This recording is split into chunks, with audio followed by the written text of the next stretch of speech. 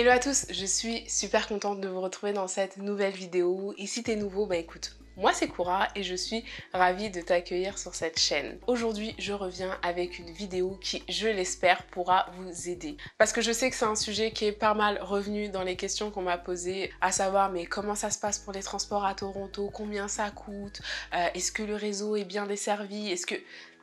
Voilà, et je sais que moi-même j'ai pas mal galéré depuis que je suis arrivée à Toronto, mais voilà, là je pense que je suis arrivée à un stade où j'ai assez d'éléments sur le sujet pour pouvoir en parler. Bien sûr, je pense qu'il manquera toujours quelques éléments, d'ailleurs n'hésitez pas à les rajouter en commentaire si jamais je dis des bêtises ou si j'oublie de dire certaines choses, mais en tout cas je voulais un petit peu dégrossir ce sujet transport à Toronto et vous donner un petit peu ma compréhension du réseau de transport à Toronto. Donc si c'est quelque chose qui t'intéresse, c'est parti, je te dis tout.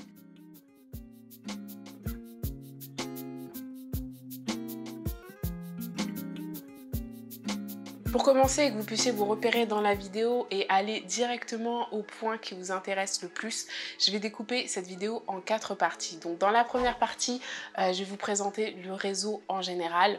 Ensuite, je partagerai avec vous toutes les méthodes que vous pouvez utiliser pour trouver votre itinéraire dans tout ce réseau de transport. Je vais également vous expliquer comment se repérer dans les transports à Toronto. Et pour finir, je vous parlerai des titres de transport, des forfaits, enfin tout ce qui est un petit peu l'aspect économique des transports à Toronto. Et encore une fois, si jamais vous voulez aller dans une partie en particulier, n'hésitez pas à aller dans la barre d'infos. Je vous mets les parties avec les minutes qui sont associées.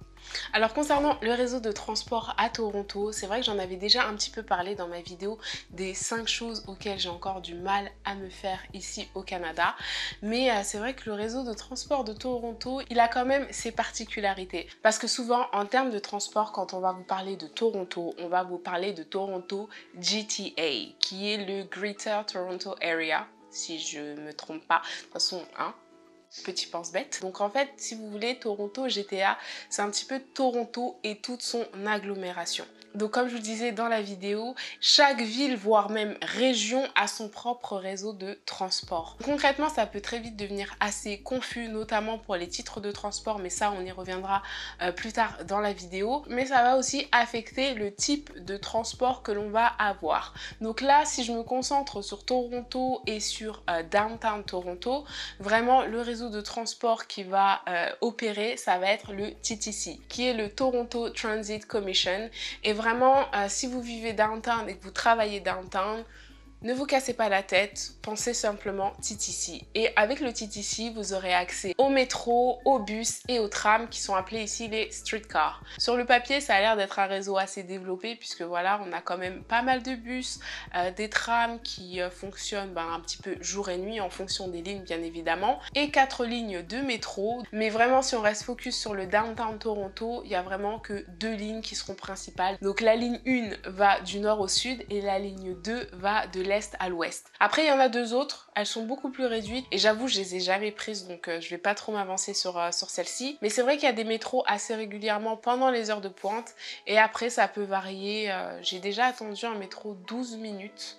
Je trouvais ça long. Mais généralement, ils sont quand même assez fréquents et réguliers. Là où ça devient un petit peu plus compliqué, c'est quand on s'éloigne du downtown, que ce soit pour aller travailler ou parce que l'on vit plus loin. Parce que comme je vous le disais précédemment, Toronto GTA inclut plusieurs réseaux de transport. Et là, on sort du simple métro, streetcar et bus. On va aller plus vers des trains et des bus. Et pour pouvoir accéder à ces lignes de transport, il va falloir aller à des stations en particulier. Et c'est là vraiment que je trouve que le réseau des transports est assez limité et pas très optimal par rapport à la superficie de la ville et de l'agglomération en général. Vraiment, les itinéraires qu'on va devoir choisir pour pouvoir accéder à tel ou tel endroit, ce ne sont pas du tout les plus courts ni les moins coûteux. Après, on a un petit peu l'habitude de ça dans certaines capitales, que ce soit en France ou en Angleterre, d'avoir un grand réseau de transport et qui soit découpé en zones. Ici, il n'y a pas de zone. Ici, ils ont juste décidé d'avoir un réseau de transport différent. C'est une autre logique, ça se discute, mais en tout cas, c'est la réalité des choses et il faut le savoir. Parmi tous ces réseaux de transport, ce que vous serez le plus susceptible d'utiliser dans Toronto ou dans le tour proche de Toronto, ça va vraiment être le TTC et le GO Transit qui comprend des bus et des trains. Je pense que ce sera les deux auxquels vous serez le plus souvent confrontés si vous venez à Toronto. Sans oublier le Up Express, donc celui-ci c'est celui que vous prendrez si jamais de l'aéroport vous décidez de venir en transport downtown Toronto. Je pense que c'est les 3 réseaux de transport que vous devez connaître dès le départ, en tout cas pour vos premiers jours à Toronto. Après je pense que au fur et à mesure, vous vous familiariserez avec le réseau de transport.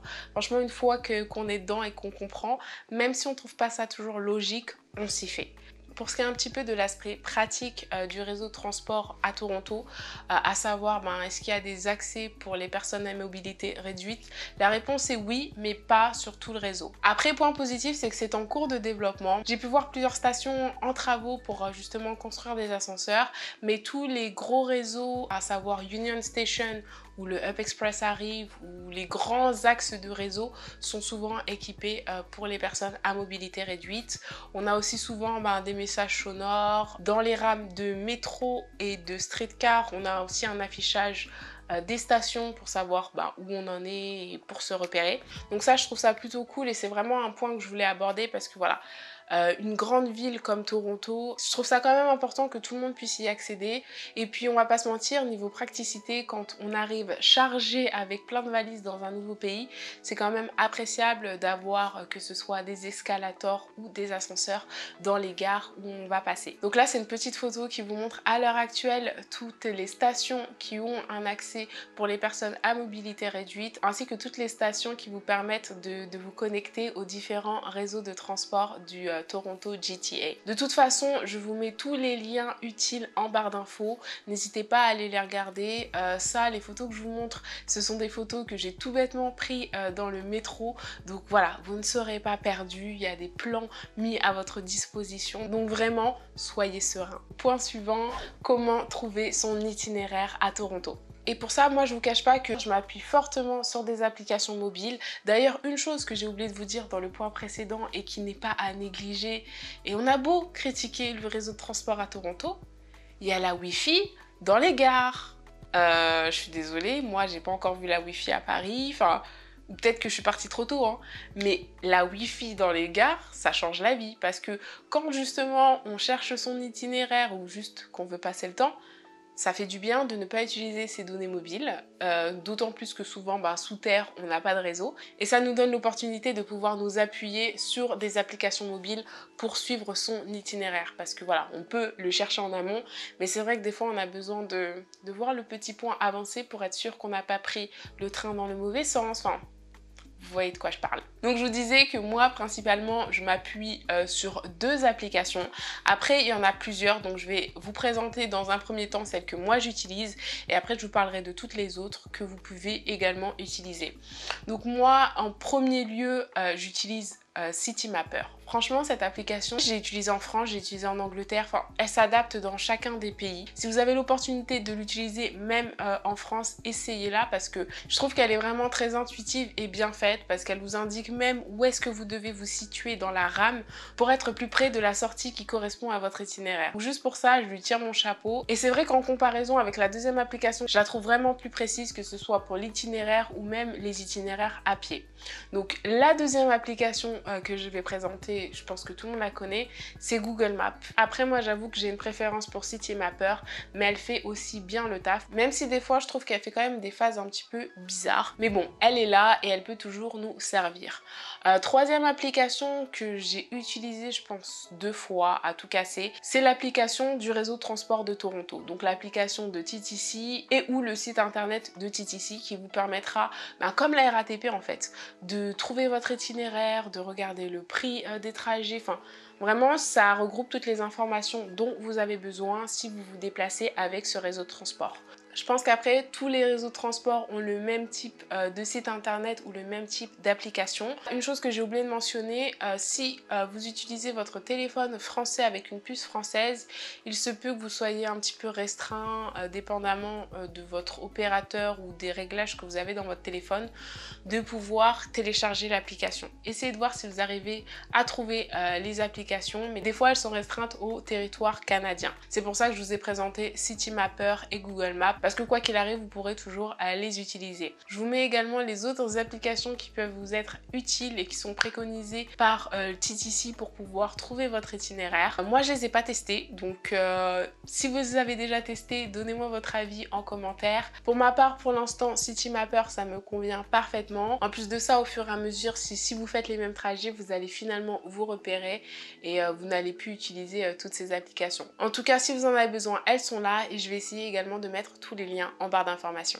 Alors, une fois qu'on a trouvé son réseau de transport, qu'on a trouvé son itinéraire, il va s'agir de réussir à se repérer dans les transports. Parce que c'est bien beau quand Citymapper vous dit de vous placer en tête ou en queue de rame, mais qu'en est-il quand vous êtes dans les couloirs des stations? Et là, je fais vraiment le focus sur le réseau TTC. Donc, il faut savoir que le réseau se lie un petit peu du nord au sud et de l'est à l'ouest. Ça va pas du tout être comme à Paris où on va parler en direction porte 2 ou direction porte 2 en termes de terminus. Non, ici, on va parler est, ouest, nord, sud.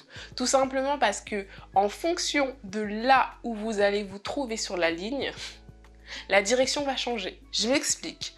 Par exemple, quand vous êtes à la station Dundas, où se trouve Dundas Square et le Eaton Center, donc je pense que si vous êtes déjà venu à Toronto ou si vous allez arriver à Toronto, c'est une station à laquelle vous passerez forcément. Donc je vais prendre celle-ci en exemple.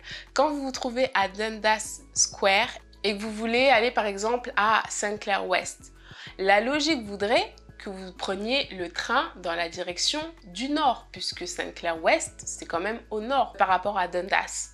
Eh ben non, parce que le train va passer par en bas pour remonter. Donc vous allez prendre le train direction sud pour aller vers Vaughan, il me semble. Et si jamais, au lieu de partir de Dundas, vous étiez parti de St. Patrick, là, vous alliez prendre le train direction nord et non pas direction sud. Donc je sais pas si c'est très clair, mais en termes de direction, on va toujours parler en nord et en sud. Donc c'est un petit peu déstabilisant dans le sens où il faut toujours se dire où est-ce que je me situe et où est-ce que je veux aller. C'est quand même une gymnastique, mais je vous cache pas qu'on finit par s'y faire. Je trouve quand même que les stations, elles nous aident assez bien à nous diriger. Pareil pour tout ce qui est sortie, on va encore parler en sud, ouest, est, ouest. Donc si vous êtes comme moi, vous avez du mal des fois avec la droite, la gauche, les points cardinaux et tout ça, entraînez-vous. Entraînez-vous. Moi, je sais que l'Est, c'est à droite parce que voilà, dans ma tête, le moyen mémotechnique, c'est Est, pays de l'Est et je pense, voilà, la Russie et tout ça. Pays de l'Ouest, je pense Afrique de l'Ouest, Sénégal et tout ça. Voilà, moi, c'est comme ça que ça fonctionne dans ma tête. Je sais pas si ça pourra vous aider, mais en tout cas, si vous ne connaissez pas vos points cardinaux, votre droite et votre gauche vous posent problème, c'est le moment de vraiment travailler sur ça parce que sinon vous allez être un petit peu en difficulté. Après, n'ayez crainte, les Canadiens sont super sympas. C'est-à-dire que moi quand je suis perdue, ça se voit à ma tête et il y a toujours quelqu'un qui est venu vers moi me demander si j'avais besoin d'aide. Enfin, je trouve ça juste fou. Et les gens en général, ils vous aident à vous repérer. Pareil, quand vous sortez du métro, ça peut vite devenir un petit peu le flou, à savoir où est-ce qu'on prend le tram. Il n'y a pas toujours des arrêts concrets. Pour prendre le tram, c'est souvent au coin des rues, aux angles des carrefours. Mais une fois que vous comprenez le truc, ça sera beaucoup plus simple pour vous de prendre les transports. Ce qui est également bien avec les applications mobiles, c'est que vous pouvez savoir en temps réel quand est-ce que passera le prochain bus, le prochain streetcar. Après, vous avez quand même la possibilité à chaque station de savoir quand est-ce que sera le prochain passage en envoyant un SMS au numéro indiqué sur chaque panneau de bus. Moi personnellement je l'ai jamais fait parce que je n'ai toujours pas de numéro canadien, mais de ce qu'on m'a dit c'est un numéro gratuit, à vérifier je précise bien, et ça vous dit directement en temps réel quand est-ce que vous aurez votre prochain bus ou votre prochain tram. Pour ceux qui l'ont déjà testé, dites-nous en commentaire justement si c'est payant, si on peut le faire d'un téléphone international, enfin bref, si vous avez plus d'informations dites-le nous parce que franchement moi ça m'intéresse. C'est toujours bon à savoir qu'il y a plusieurs alternatives et puis sinon soyez patient. Passons au dernier point qui, je pense, intéresse la plupart d'entre vous. Tout ce qui est aspect économique, budget transport, enfin tout ça, comment ça fonctionne concrètement. Et c'est là que je me dis qu'heureusement que je n'ai pas fait cette vidéo quand je suis arrivée parce que les choses ont changé. Les choses ont changé et c'est pour ça vraiment que je vous invite quand vous commencez à glaner des informations pour préparer votre départ, regardez toujours la date à laquelle la vidéo a été publiée, l'article a été écrit, enfin parce que les choses peuvent changer très vite et que ça a quand même un impact dans votre préparation. Là concrètement, par rapport aux changements qu'il y a eu depuis que je suis arrivée, alors il va y avoir des changements par rapport au prix du forfait et par rapport au titre de transport. Donc moi quand je suis arrivée, et je vous en ai parlé dans la vidéo justement des 5 choses auxquelles j'avais du mal à me faire, il y avait trop de titres de transport différents.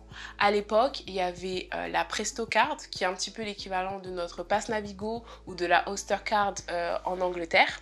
Il y avait les tickets, il y avait les tokens, il y avait... Enfin, je vous avais fait la vidéo de toute façon. Et je me disais, mais comment on fait? Pourquoi il y a autant de titres de transport? Enfin, c'était un petit peu compliqué. Et ça, c'était juste pour TTC. Parce que chaque ville, en plus d'avoir son réseau de transport, avait aussi ses propres titres de transport. Donc, vous imaginez un petit peu la complexité. Quand vous avez un itinéraire qui inclut 3 réseaux de transport et que pour chacun, vous devez avoir un titre de transport différent, ça devenait beaucoup plus complexe. Et depuis le début de l'année, on tend vers un titre de transport unique, à savoir la Presto Card. Et l'avantage de la carte Presto, c'est qu'en fait, la carte Presto, c'est une méthode entre guillemets de paiement de transport, quel que soit le réseau de transport. C'est-à-dire que tous les réseaux de transport de la zone Toronto GTA ont choisi d'opérer avec Presto. Donc concrètement, aujourd'hui, que vous utilisiez MyWay, qui est le réseau de transport de Mississauga, ou le Go Transit, vous pouvez charger votre titre de transport sur cette carte Presto. Et je pense que pour simplifier la vie de tout le monde, les réseaux de transport se sont mis d'accord. On va tous arrêter de créer nos propres titres de transport et on va laisser Presto gérer toute cette partie-là. Donc concrètement, ça fait moins de tickets papier, donc la planète. Et en plus de ça, pour nous les usagers, c'est beaucoup plus simple de tout comprendre. Parce que je me rappelle quand je suis arrivée, je voyais ces grosses machines rouges et je me suis toujours demandé mais à quoi ça sert? Et en fait, ces machines, c'était les machines pour donner des tickets de transfert. Parce qu'une chose à savoir, quand on paye pour son trajet, que ce soit avec la Presto ou anciennement avec les autres titres de transport, un aller, il nous donne accès à toutes les connexions du réseau TTC pendant un laps de temps, il me semble, de 2 heures. Quand on prenait un token pour prendre le train pour 2 stations et qu'après on devait prendre un bus, une fois que le token avait été mis dans le petit boîtier, on n'avait plus du tout de preuve qu'on avait justement acheté un titre de transport. Et dans ce cas-là, il fallait justement prendre un transfert pour pouvoir présenter ça en cas de contrôle dans les différents transports qu'on allait prendre après pendant tout notre itinéraire. Mais aujourd'hui, vous pourrez voir les vestiges de ces boîtes rouges et vous dire « Ah, ça servait à ça ». Mais vous n'aurez plus du tout à vous en soucier. Aujourd'hui, vous n'avez qu'à vous soucier de votre Presto Card. D'ailleurs, je crois que j'en ai 3. Quand les gens viennent me voir, quand j'en oublie une, enfin bref. C'est toujours bien d'en avoir plusieurs. Mais toujours est-il que si j'ai bien un conseil à vous donner par rapport à votre carte Presto, enregistrez-la. Quand je parle d'enregistrer sa carte, c'est d'aller créer un compte sur le site Presto en renseignant le numéro qui est au dos de la carte et en renseignant toutes vos informations. Ce qui fait que si jamais vous avez chargé un pass mensuel et que vous perdez votre carte, vous pouvez d'une bloquer la carte et de deux avoir une carte avec votre forfait toujours actif. Un petit peu comme avec votre Navigo quand vous la perdez et tout ça. Sauf que la Navigo, il y a votre tête dessus. Et ici, il n'y a aucun moyen de justifier que c'était la vôtre. Donc vraiment, enregistrez-la. Et si d'ailleurs vous en avez d'autres comme moi, je pense que le jour où je veux transférer des fonds, je peux transférer sur une de mes deuxièmes cartes. Et deuxième conseil aussi pour les têtes en l'air un petit peu comme moi, ayez toujours une carte, une deuxième carte avec un petit peu d'argent dessus, dans un autre endroit qui est toujours avec vous. Comme ça, si vous en oubliez une à la maison ou quoi aux caisses, vous n'êtes pas en mode « faut que je rachète une carte ». D'entrée, la carte, vous la payez un petit peu comme la Oyster Card à Londres ou le Pass Navigo découverte en France où on va vous demander oui, de payer la carte, l'activation, enfin tous ces frais-là. Donc d'en avoir une d'avance et de côté, ça évite de payer des frais pour rien parce qu'on sait que la carte nous attend tranquillement quelque part. Après, si toutefois vous n'avez pas de carte, vous avez quand même la possibilité d'acheter juste un aller et en l'occurrence, ça sera juste une carte papier. Mais là encore, ça sera directement directement depuis les bornes Presto et non pas au guichet. Et moi je sais que j'en ai aussi toujours un dans mon portefeuille au cas où j'oublie ma carte ou si j'ai qu'un aller à faire. C'est toujours bien d'avoir d'autres alternatives sous le coude, notamment si vous devez prendre le bus et que vous n'avez pas de borne à côté. Après, une chose qui est cool et ça m'a un petit peu fait penser à l'Angleterre, c'est que vous avez aussi l'opportunité de recharger vos cartes Presto dans certains shops, notamment auprès des magasins Shoppers. Des Shoppers, il y en a à tous les coins de rue downtown Toronto. Et si vous voulez plus d'informations, vraiment allez faire un tour sur le site de Presto parce que ça référence vraiment tous les points de vente et les points de rechargement. Mais en tout cas, c'est plutôt cool quand on est loin des stations de métro de savoir que certains shops acceptent de charger vos cartes. Donc gardez ça en tête juste au cas où un jour vous êtes un petit peu en galère. Quant aux formules proposées par Presto, vous avez la carte au trajet, à la journée et au mois. Il me semble, sauf erreur de ma part, qu'il n'y a pas de carte à la semaine. Vous pouvez également mettre de l'argent comme ça sur votre carte pour des trajets uniques comme ça. Et ça sera à vous de mettre la somme suffisante en fonction de vos besoins. Pour ce qui est des prix, je vous mets un lien en barre d'infos pour que vous puissiez voir le prix actualisé parce que voilà, moi ça fait 1 an que je suis arrivée. Quand je suis arrivée, le pass mensuel pour la zone TTC était de 151 $. 151 $. Franchement, ça me fait mal au cœur. Non, ça les vaut pas. Je suis désolée, ça les vaut pas. Et dites-vous que depuis février ou mars, c'est passé à 156 $. Donc en même pas 1 an, ça a pris 5 $. Je vous laisse faire le calcul, hein. Je sais pas quand est-ce que vous avez planifié d'arriver si vous n'êtes pas encore là. Voilà, bon, je vais pas me plaindre, hein. Ces derniers mois, je n'ai pas payé. J'ai payé une seule fois 156 $. D'ailleurs pour rien parce que après on est rentré en confinement. Chaque mois quand je vois que je ne paye pas 156 $, je suis désolée mais moi je suis contente.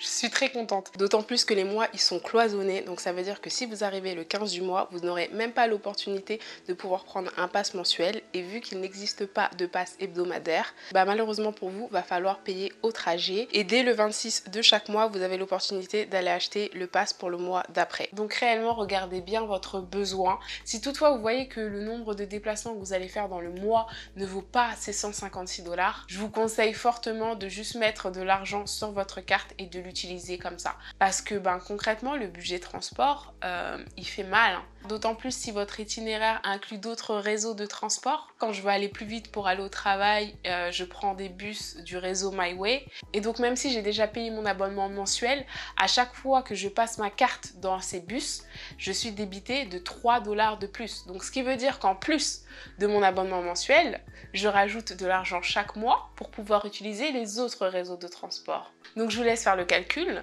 Et ça, c'est sans compter aussi le budget Uber qui se rajoute par-dessus tout ça. Parce que, comme je vous le disais, il y a un réseau de transport certes, mais en fonction de là où vous vous rendez dans la ville, si vous sortez un petit peu de downtown, des fois, il vaut mieux prendre un Uber, ça va beaucoup plus vite et ça vous facilite la vie. Si vous regardez cette vidéo dans le but de préparer votre budget de transport sur place à Toronto, certes, prenez en compte le prix de l'abonnement mensuel, prenez aussi en compte le prix des autres réseaux de transport si toutefois vous allez faire des visites ou faire des entretiens, et également prenez en compte le budget Uber. Donc si on met tout ça bout à bout, ça fait cher. Mais voilà, une fois qu'on le sait, c'est là qu'on peut encore mieux se préparer. Moi, c'est le type d'information que j'aurais aimé avoir avant d'arriver pour mieux me préparer, que ce soit dans les visites d'appartements que je vais faire, parce que mine de rien, finalement, on se dit que l'un dans l'autre, est-ce qu'on préfère mettre 100 $ de moins, habiter plus loin et les mettre dans les transports ou vice versa? En tout cas, il y avait beaucoup à dire dans cette vidéo. Je ne sais pas si j'ai tout couvert, mais si vous avez d'autres questions, n'hésitez vraiment pas à venir me les poser sur Instagram ou en commentaire. Je me ferai un plaisir d'y répondre avec mon retour d'expérience. Et si cette vidéo vous a été utile, mettez un petit j'aime pour que YouTube puisse la proposer à d'autres personnes qui, comme vous, préparent leur départ pour Toronto. Si jamais c'est pas encore fait et que vous en avez envie, je vous invite à vous abonner pour être au courant des prochaines vidéos que je publierai, que ce soit sur Toronto, l'expatriation ou les projets en général. Et en attendant de vous retrouver dans une prochaine vidéo, je vous souhaite plein de bonnes choses, beaucoup de réussite et surtout n'oubliez pas, dream, plan, act and be patient. See you soon. Bye bye. Qui est le Transit Toronto Commission. Ça veut dire quoi encore? TTC. j'y étais presque.